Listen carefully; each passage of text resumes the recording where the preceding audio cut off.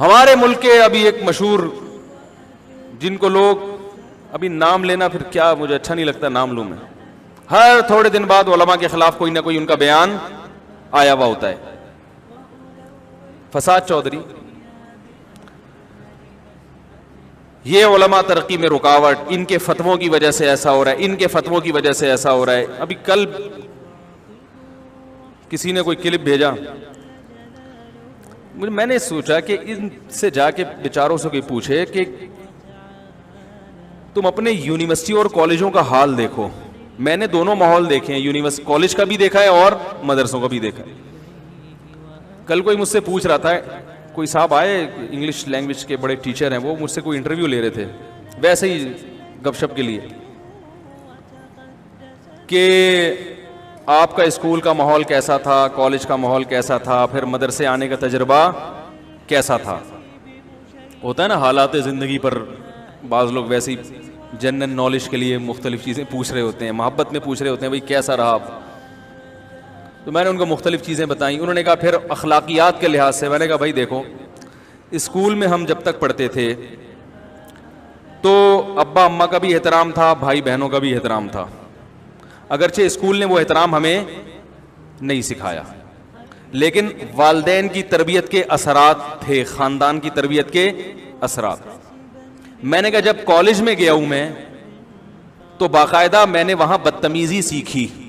मैं तो, मेरी उम्र उस वक्त 16 या 17 साल थी, 16 साल थी मेरी, और मुझे वो दिन याद है कि जब मैंने पैदाइश से लेके उस वक्त तक पहली मर्तबा अपने बड़े भाई से बदतमीजी से बात की। समझ में आ रही? मेरे बड़े भाई ने मुझे किसी बात पे तंबीह की, डांटा, तो मैंने आगे से फौरन जवाब दिया। ये कहां जाने के बाद? कॉलेज जाने के बाद, क्योंकि वहां का माहौल इसी किस्म का था। टीचर डांट नहीं सकते थे, थोड़ा ज्यादा डांट देते तो आगे से स्टूडेंट जवाब देते, और ये सिखाया जाता था सेल्फ रेस्पेक्ट, सेल्फ रेस्पेक्ट, यही कर करके ना फिरौन बनाया जाता है वहां बच्चों को, लेबल बड़े अच्छे लगाए जाते हैं। ओ भाई, वो तुम्हारा बाप की जगह है, वो उस्ताद है, तुम्हारा टीचर है, वो तुम्हें कितना एहसान कर रहा है, तुम्हें पढ़ा रहा है, तुम्हें इल्म दे रहा है। अगर वो कभी कभार डांट दे, या कभी कभार, मैं नहीं कहता हाथ उठाना चाहिए उसको, लेकिन अगर कभी उसने तुम्हारी कोताहियों की वजह से एक आध थप्पड़ लगा दिया तो तुम भी तो बर्दाश्त करना सीखो ना। गलत किया उसने, नहीं मारना चाहिए, लेकिन बाकायदा बदतहजीबी सिखाई जाती है, माहौल इस किस्म का होता है। मैंने कहा अल्लाह का बड़ा फजल हो गया, कॉलेज के बाद मैं आगे यूनिवर्सिटी की तरफ नहीं गया और मदरसे में आ गया, तो मुझे एहसास हुआ कि मैंने जो ये बदतमीजी की थी, ये बदतमीजी दुरुस्त, बोलो भाई, नहीं थी। तो बदतमीजी के बाद दोबारा से तमीज हमें किसने सिखाई? मदरसे ने, कॉलेज ने नहीं। मैं कॉलेजेस की अहमियत का मुखालिफ नहीं हूं, इल्म तो दोनों सीखने जरूरी हैं, ये भी और वो भी, लेकिन हमारी यूनिवर्सिटियां, हमारे कॉलेज तालीम के साथ साथ बदतमीजी बाकायदा ऑर्डर पे सिखा रहे हैं, बाकायदा बदतमीज बनाया जा रहा है। अगर लोग यूनिवर्सिटी और कॉलेज जाने के बाद माँ बाप से तमीज से बात कर रहे हैं, बड़े भाई बहनों से तमीज से बात कर रहे हैं, ये यूनिवर्सिटी या कॉलेज की वजह से नहीं, ये उनके खानदानी असरात की वजह से है। नहीं आ रही मेरा ख्याल है बात समझ? ये इसलिए कि उनके खानदान में वो जो अच्छे असरात हैं वो अब तक बाकी है, यूनिवर्सिटी के माहौल ने उसको खराब अभी तक नहीं किया। ये तो है तहजीब। मदरसे में हम गए तो हमें पता चला कि तहजीब क्या होती है। कभी हम यानी एक हैरान हुआ करते थे, उलमा की जूतियां सीधी करना, बुजुर्गों का एहतराम करना, फिर ये ख्याल हुआ कि यार जब इनका एहतराम है तो बाप और मां की अहमियत तो इनसे ज्यादा है, खूनी रिश्तों की अहमियत तो इनसे ज्यादा है। तो और तालीम का मयार इतना अच्छा था, मैंने अपनी जिंदगी में नहीं देखा किसी तालिब इल्म ने नकल की हो कभी। नकल का रेशो ना होने के बराबर। कभी नहीं देखा कि खिड़कियों से कोई फर्रे पकड़ा रहा हो, समझ रहे? किसी टीचर को टाइम जाया करते हुए नहीं देखा। जो सिलेबस होता है 99.99% जो टीचर्स हैं, असातिज़ा हैं दीनी मदारिस में, वो अपनी अखलाकी जिम्मेदारी भी पूरी करते हैं और जो मदरसे ने उनकी जिम्मेदारी लगाई उसको भी पूरा करते हैं, वो निसाब मुकम्मल किया जाता है, टरखाते नहीं है। जो सबक कल पढ़ाना होता है रात को उसका मुताला करते हैं। ये हमने मदरसे में माहौल देखा, और हमने देखा कि असातिज़ा अपने शागिर्दों को औलादों की तरह समझते हैं। नहीं यारी बात, अब तक मोहब्बत का अल्हम्दुलिल्लाह रिश्ता कायम है। हालांकि दरस निज़ामी मुकम्मल किए हुए मुझे कई साल हो चुके हैं, 18 साल से ज्यादा हो चुके हैं, लेकिन उन टीचर से रिश्ता अब तक बहुत मजबूत कायम है अल्हम्दुलिल्लाह, बहुत मजबूत, और अल्लाह कायम रखे क़यामत तक। यहां का जो हमने माहौल देखा, वो माहौल, अब वो मैं पुराना माहौल की बात कर रहा हूं, अब तो माशाल्लाह तरक्की पे तरक्की।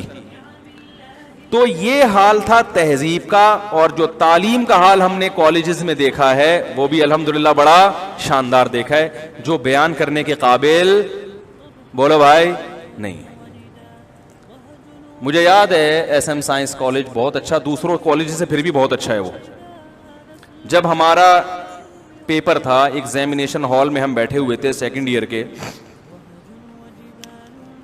तो जो मुमतहिन हजरात थे वो बाकायदा एक एक तालिब इल्म, एग्जामिनर जो है ना, वो एक एक तालिब इल्म के पास जाके पूछता था कान में, 50 रुपए हैं 100 रुपए हैं, क्या करना है भाई, मैं इसका जवाब तुम्हें लाके दे दूंगा। मेरे पास भी आया,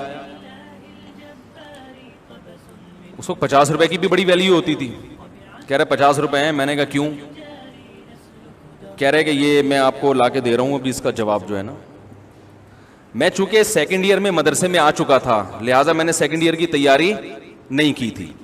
जब तैयारी नहीं की तो पेपर जब मेरे सामने आया तो मुझे पता था मैं 33% या 40% नंबरों से पास तो हो जाऊंगा, मगर नंबर अच्छे नहीं आएंगे।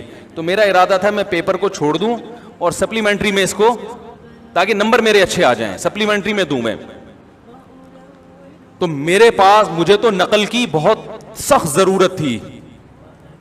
क्या ख्याल है भाई, कि मैं अच्छे नंबरों से पास हो जाऊं ताकि मुझे सप्लीमेंट्री में दोबारा से ये पेपर ना देना पड़े। लेकिन मैं चूंकि मौलवी का बच्चा था, माजरत के साथ, जिन मौलवियों को ये सुबह शाम बुरा भला कहते हैं, सही है ना, और हमें यही सिखाया गया था तबलीग में, उठने बैठने में, कि नकल बुरी चीज है, धोखा है, गुनाह मिलता है, जवाब देना पड़ेगा क़यामत के दिन। इस वजह से उनकी ऑफर के बावजूद मैंने अल्हम्दुलिल्लाह नकल, बोलो भाई, नहीं। ये मैं मौलवी वर्सेस मिस्टर या मौलाना वर्सेस लिबरल का मुकाबला कर रहा हूं आज, फसाद चौधरी की वजह से, कि इन्होंने जो फसाद फैलाया है ना उलमा के खिलाफ, जहर उगल रहे हैं कि ये मौलवी तरक्की के राह में रुकावट, ये मौलवी को हाथ में दे दोगे ना ये सिस्टम, तो ये नकल खत्म हो जाएगी, टीचर मेहनत करके पढ़ाना शुरू कर देंगे इंशाअल्लाह, जैसे कि मदारिस में टीचर्स मेहनत करके पढ़ाते हैं। तो हमने तो देखा है मदरसों में बहुत मेहनत से, थोड़ी थोड़ी तनख्वाहों में इतनी ज्यादा मेहनत कर रहे हैं, और आप तनख्वाहें तो देखो कॉलेजेस में जाके, उनको सहूलतें क्या मिल रही हैं। चंद लोग होते हैं मेहनत करने वाले, बाकी जिम्मेदारी पूरी नहीं कर रहे होते। तो वो जनाब मुझे कहने लगा, मैंने कहा नहीं, कह रहे चलो कल ले आना, अभी मैं नकल करा देता हूं, कल जब पेपर होगा ना तो 50 रुपए लेकर आना। मैंने कहा मुझे जरूरत नहीं है भाई, मैं ऐसे ही ठीक हूं अल्हम्दुलिल्लाह। मुझे पता था एक दफा इस गलत चीज की आदत लग गई तो गलत काम एक दफा होता है, फिर क़यामत तक होता रहता है। और कई मिसालें हैं हमारे पास, तो हमने एक आध मिसाल दी आप, तो ना तहजीब सिखाई जा रही है और ना तालीम दी जा रही है। दीनी मदारिस, आप जरा किसी अच्छे मदरसे का, जो बड़े बड़े मदारिस हैं हमारे, विजिट करके देखें, छोटे मदारिस भी बड़े मदारिस भी, जो तालीमी इदारे हैं, हर 4 दीवारी को मदरसा नहीं कहा जाता। अब किसी ने कहीं से यतीम बच्चे लेके रख लिए, ईदी सेंटर खोल लिया और मदरसे का लेवल लगा लिया और उस पर वो चंदा कर रहा है, उसको मदरसा थोड़ी कहेंगे। जो बाकायदा तालीमी हमारे दीनी इदारे हैं जहाँ से उलमा फारिग हो रहे हैं, तो आप कभी जाके विजिट करें, आपको पता चलेगा अल्हम्दुलिल्लाह तहजीब भी सिखाई जा रही है, और जो उनका सिलेबस है, जो उनका निसाब है, वो भी अला वजहिल कमाल बहुत अच्छी तरीके से अल्हम्दुलिल्लाह पढ़ाया जा रहा है। और दौरा करें आप यूनिवर्सिटियों का, डेटिंग पॉइंट आपको जगह जगह नजर आएंगे। माँ बाप ने अपनी बेटी को भेजा कि ये पढ़ने के लिए जा रही है, वो अपने बॉयफ्रेंड के साथ किसी दरख्त के नीचे बैठी भी होगी। सारे ऐसे खराब नहीं हैं, मैंने बताया कि बहुत से अच्छे इसलिए हैं कि उनके माँ बाप की तरबियत इतनी अच्छी है कि यूनिवर्सिटी ने उनको बर्बाद करने की पूरी कोशिश के बावजूद भी उनको बर्बाद नहीं कर सकी, वो माँ बाप की तरबियत की वजह से। लेकिन ये तरबियत एक दो नस्लों के बाद इसके असरात खत्म हो जाएंगे। जाओ कराची यूनिवर्सिटी का हाल देखो, पंजाब यूनिवर्सिटी का हाल देखो जाके, लड़कियां सुट्टे लगा रही हैं। फसाद चौधरी कभी इस पर बात क्यों नहीं करता भाई? बोले कि ये जो लिबरल लोग हैं इन्होंने तो हमारी जो एक खानदानी एक निजाम था उस निजाम की ऐसी की तैसी कर दी, इस पर कभी बात क्यों नहीं करता भाई? पंजाब यूनिवर्सिटी में जाएं, आपको लड़कियां सुट्टा लगाती हुई नजर आएंगी और उनकी वीडियो बना के यूट्यूब पे डालें कि मां बाप ने अपने बच्चों को यूनिवर्सिटी भेजा था, इस काम के लिए भेजा था कि ये चर्सपियां यहां बैठ गए।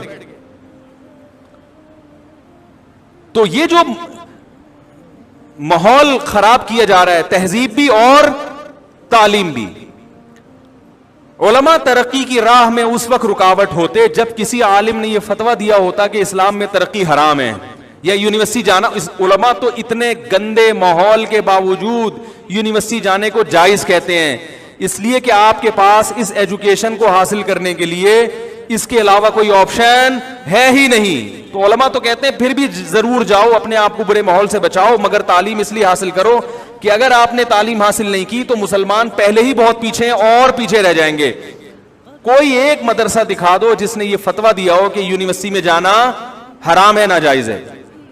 इस गंदे माहौल के बावजूद जो उलमा आपको कह रहे हैं कि जाओ ताकि तरक्की की दौड़ में पीछे न रह जाओ, उन उलमा को कहा जा रहा है कि इनके फतवों ने हमें तरक्की में पीछे रख दिया और अपना जो गंद है ना वो उठा के उलमा के कंधों पे डाला जा रहा है। अक्सर मां बाप की शिकायतें आती हैं, बच्चा बदतमीज है, मानता नहीं है, क्योंकि मां बाप ने अपने मां बाप पर कयास कर रहे होते हैं ना कि यार हम तो ऐसे नहीं थे, हमारी औलाद को क्या हो गया। मैं उनसे कहता हूं ये कहां से बदतमीजी आ रही है? स्कूल से। आपने जिस स्कूल में बच्चे का एडमिशन करवाया है मुमकिन है वहां कुछ एजुकेशन हो, मगर ना सिर्फ ये कि तमीज सिखाई नहीं जा रही बल्कि बाकायदा बदतमीज बनाया जा रहा है।